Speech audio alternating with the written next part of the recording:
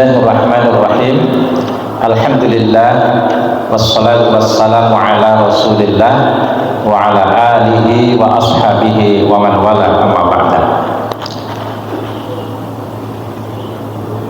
Saya hari ini agak adem. Kalau tadi sebelum Prof Fatah datang agak panas saya. Karena setiap PDM ini saya melihat ada senior-senior saya, ada para kiai, dan saya adem karena dampingi Prof Abdul Fatah. Beliau ini penjaga ideologi dan paham agama Muhammadiyah. Jadi saya adem. Jadi nanti kalau ada pertanyaan yang berat-berat, Prof Fatah. Teman-teman dosen saya di UMP itu muridnya Prof Fatah. Jadi beliau orang tua kami semua, dan hari ini saya adem. Tadi Prof Fatah sudah banyak bicara tentang bagaimana ideologi, paham agama yang sudah lama sebenarnya kita pelajari, tapi tadi didalami.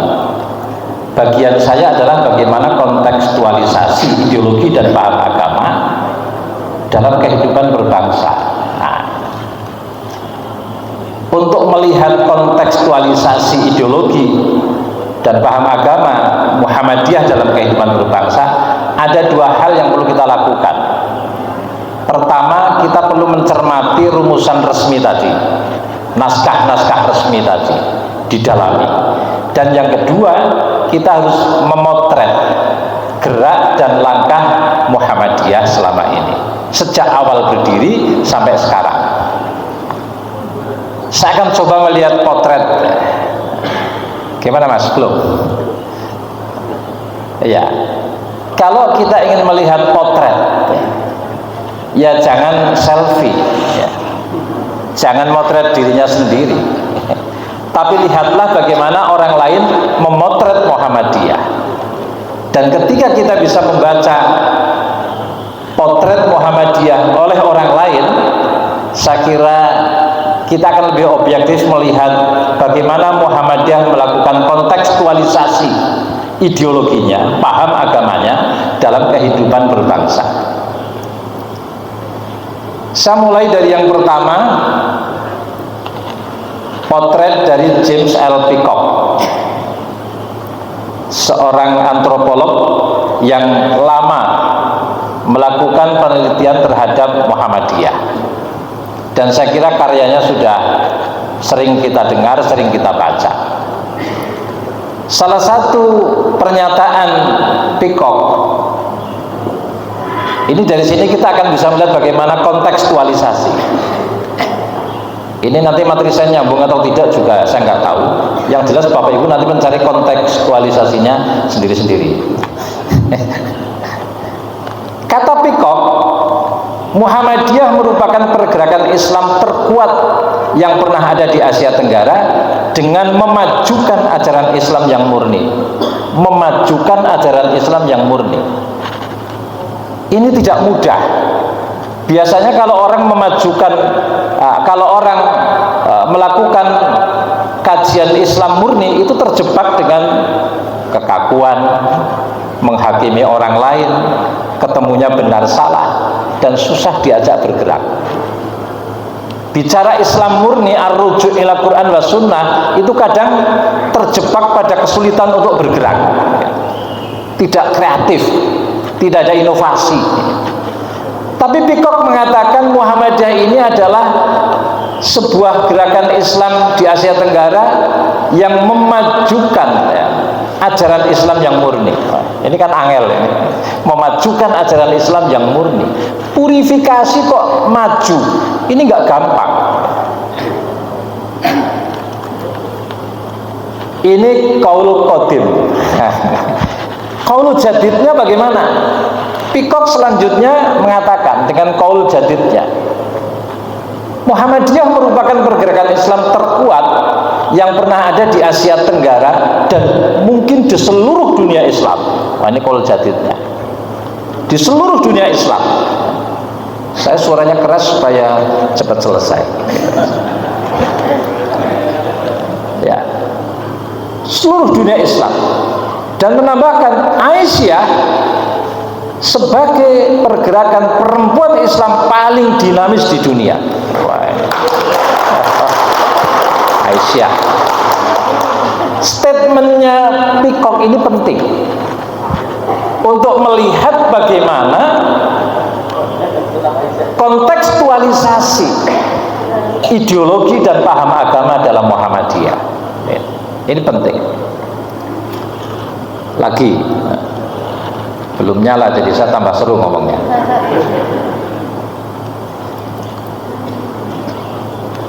Misalnya juga statementnya Nakamura, sama, dia telaten meneliti Muhammadiyah.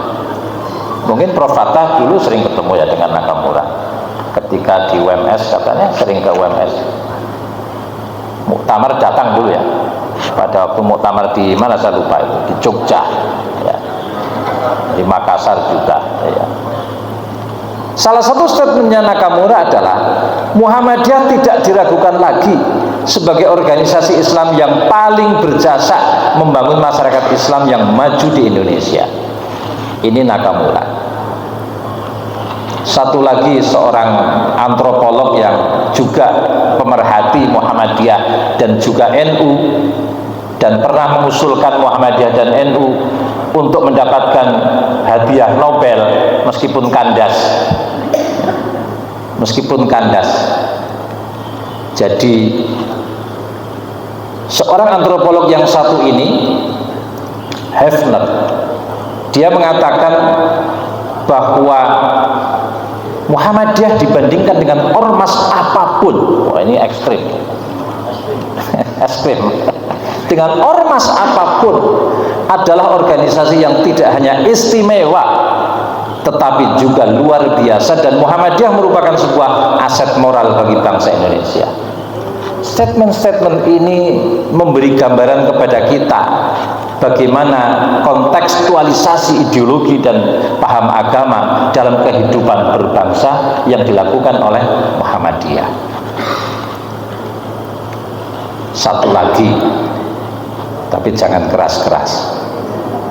Ini hasil survei Litbang Kompas tentang bagaimana persepsi publik terhadap ormas dan lembaga-lembaga yang ada di Indonesia, dan angkanya cukup tinggi. 91% memberikan persepsi positif,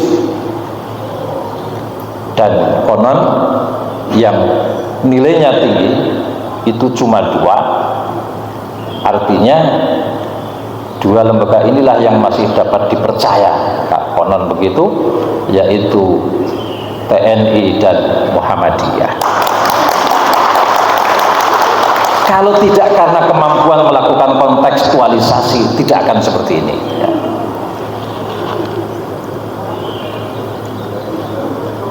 Nah, kalau tadi statement orang luar, sekarang kita belajar dari sejarah.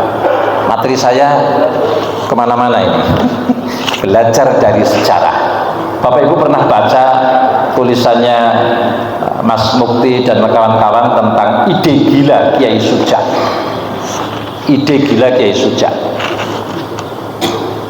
Ketika Kiai Dahlan sudah merasa banyak aktivitas sosial kemanusiaan tapi belum ada wadahnya, maka Kiai Dahlan dengan musyawarah membentuk majelis PKO, penolong kesengsaraan umum. Kalau OM mat nanti dikira partai umum, OM. Dan dengan musyawarah ditunjuklah Suja, kader beliau yang termasuk kader utama, menjadi ketuanya. Lalu Suja diberi kesempatan untuk ya visi misi lah begitu, mau apa ke depan. Salah satu pidato Suja yang menarik adalah kita harus punya hospital. Tulisannya hospital gitu, bukan rumah sakit. Dan kalau bisa gedungnya tidak biasa saja, tapi gedungnya berloteng, bertingkat. Nah, Ide itu diketawakan oleh hampir semua peserta rapat. Lalu Kiai Dahlan menyetop suasana, jangan diketawakan, biarlah Suja menyelesaikan idenya. Setelah dia mengajak orang mendirikan rumah sakit dalam rapat itu, lalu dia membacakan surat Muhammad ayat 7. Ini ideologi. Kalau tidak karena ideologi yang kokoh, tidak begini. Dia membacakan surat Muhammad ayat 7, ya ayyuhalladzina amanu in tansurullaha yansurkum yusabbit aqdamakum. Dan dia menantang siapa yang tidak percaya dengan ayat ini berdiri. Ya tidak ada yang berdiri kan? Kalau tidak ada yang berdiri berarti semua setuju kita bangun rumah sakit. Wah, itu kalau di Banyumas istilahnya MPC.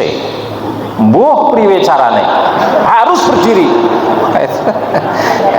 Kalau tidak karena ideologi yang kokoh dan paham agama yang terkontekstualisasi, tidak begini Suja itu. Pengen meruh wajahnya Suja, gantengnya boleh Suja ini, keren. Dia dijuluki sebagai sang implementator teologi Al-Ma'un. Nah, ini. Dan dialah pelopor berdirinya Rumah Sakit Pertama Muhammadiyah yang sekarang jadi PKU Muhammadiyah Yogyakarta. Bicara kontekstualisasi paham agama dan ideologi Muhammadiyah, kita juga bisa melihat sejarah yang lain. Ini foto siapa Bapak Ibu? Nah, tentu foto Mbah kita. Mbah kita wafatnya masih muda ya Prof. Ya, jadi kalau fotonya terlalu tua itu perlu dikoreksi. Maka sesuai SKPP Muhammadiyah fotonya yang ini. Masih ada sekolah Muhammadiyah yang wajahnya sepuh-sepuh.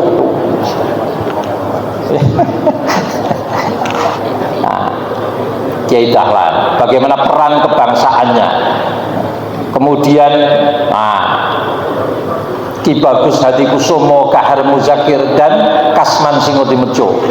Bagaimana dia mengkontekstualisasikan Muhammadiyah dalam kehidupan berbangsa, menjadi penentu konsensus nasional penetapan Undang-Undang Dasar 45. Penentu. Ini kan luar biasa. Konteks kebangsaannya. Sudirman. Semua orang tahu. Ini siapa ini? Ya, ini adalah Insinyur Juanda Kartawijaya. Semua orang tahu. Karena perjuangan dia maka kita jadi punya laut. Kalau dia tidak kuat, kita hanya punya daratan. Mohon maaf, ini orang Purwokerto ini. Kiai Abu Dardiri, penggagas berdirinya Kementerian Agama. Kuburannya kalau hari amal bakti Kementerian Agama itu ramai kuburannya. Saya ketua PDM laris Pak, dari Jakarta telepon, dari Kanwil telepon, tolong kami ditunjukkan makamnya Abu Dardiri. Ya, tidak tahu apa yang dikerjakan di kuburan, yang jelas mereka datang. Ini juga Soekarno, kemudian dan seterusnya.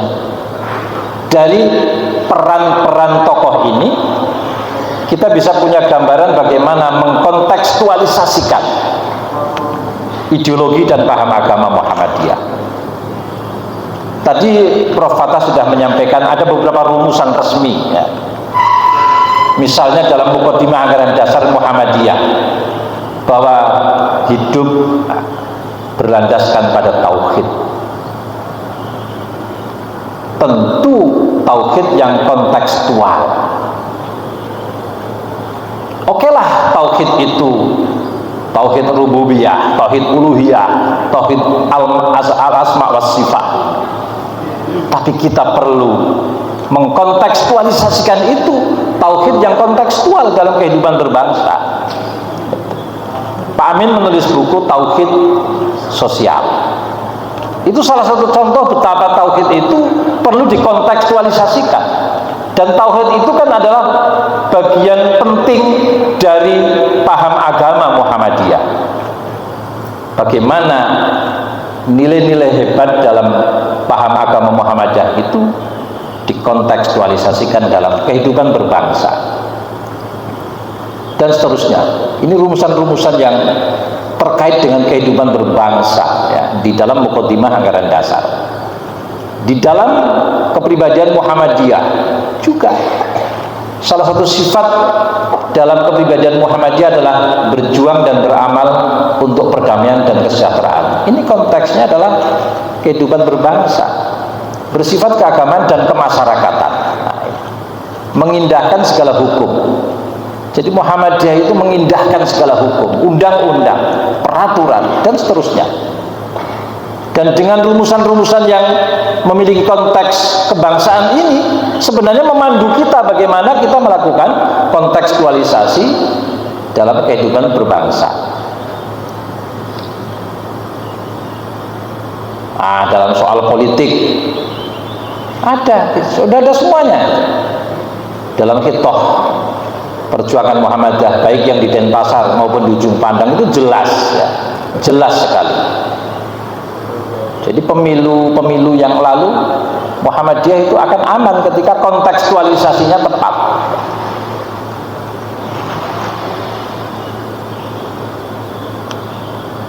Nah, dari sisi organisasi ya, kita punya 5 PDM dari 35 kabupaten kota.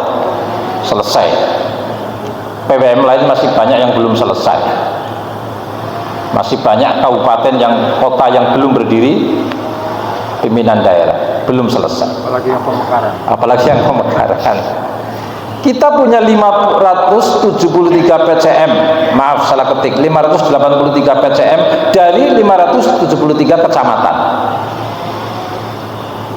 Persentasenya tinggi, 101,9, tapi masih ada PCM yang belum berdiri di kecamatan tertentu. Setidaknya ada 15 kecamatan belum berdiri PCM. Di mana? Di 7 PDM. Tidak perlu saya sebut di mana itu. Ada 7 PDM yang masih punya PR, kecamatannya belum berdiri PCM. Ada 7 PDM yang kecamatannya masih berjumlah 15 belum berdiri PCM. Kita punya 4.464 ranting dari 8.475 desa, 52,7%. Pak Dodo punya target 70% sampai 2027. Tapi saya ngenyang bersama LPCR, turunkan dong, berat. 65% akhirnya. 65%. Maksudnya apa dengan jumlah angka-angka ini? Ini adalah modal kita mengkontekstualisasikan paham agama dan ideologi Muhammadiyah. Kita punya PTMA yang jumlahnya luar biasa, 15 universitas, 4 institut, 5 sekolah tinggi, 1 akademi, meskipun belum semuanya sehat. Tapi ini kan penting bicara kontekstualisasi ya. Rumah sakitnya kita punya 52 yang oke. 2 rumah sakit kelas B, 24 rumah sakit kelas C, 3 rumah sakit kelas C tipe khusus, dan 23 rumah sakit kelas D, 57 klinik. Ini sudah sepertiganya yang ada di Indonesia. Aisyah itu punya 9 rumah sakit Aisyah, padahal se-Indonesia jumlahnya cuma 15. Oh, luar biasa Aisyah Jawa Tengah.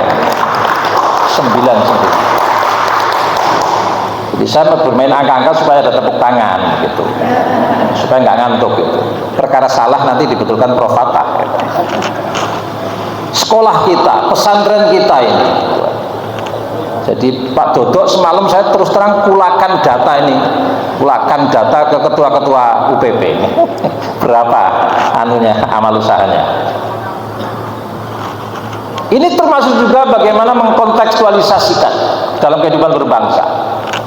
Bagaimana Muhammadiyah melakukan respon kebangsaan. Ini kan kontekstualisasinya luar biasa. Munculnya fikih kebencanaan, fikih air oleh Majelis Tarjih. Bahkan di Jawa Tengah sudah ada fikih tata kelola sampah ya Prof. Luar biasa ini. PP belum melakukan, Jawa Tengah sudah. Majelis Tarjiyah di bawah asuhan Prof. Fatah. Ada fikih tata kelola sampah. PP baru fikih tata kelola, kita sudah lari tata kelola sampah. Sekretaris kita juga lari. KPI se-Jawa Tengah itu dianggap paling top markotop di seluruh Indonesia katanya. Wah. Ya. Karena tagihannya terus gitu. Tagih terus gitu. Nah, ini respon kemanusiaan. Ini kan konteks kebangsaan ya. Bagaimana peta persebaran respon Muhammadiyah yang dilakukan oleh MDMC untuk menangani respon bencana ini. Datanya seperti ini. Rendangmu. Wah. Saya teringat dengan Mas Dodo itu. Awal memperkenalkan rendangmu itu caciannya luar biasa. Ini anak muda macem-macem. Wong kurban kok dikaleng. Ini bid'ah. Masih ada juga yang mengatakan bid'ah. Tapi lama-lama bid'ah hasanah. Lama-lama.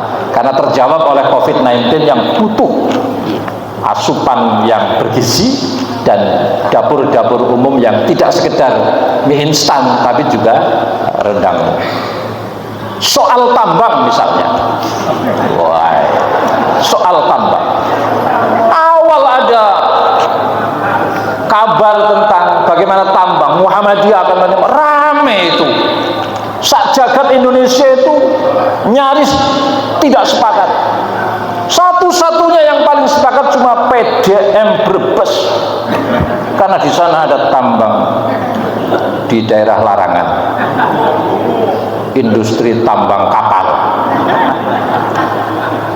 Tapi hebatnya Muhammadiyah dalam mengkontekstualisasikan paham agama dan ideologinya, menerima tambang pun dengan catatan tidak asal, ada keteladanan, ada uswatun hasanah, ada ramah lingkungan dan seterusnya, ingin memberi contoh. Dan di situ ada poin penting, ketika dalam evaluasinya nanti ada hal-hal yang tidak bermanfaat dan lebih banyak madaratnya, ya akan ditinjau kembali.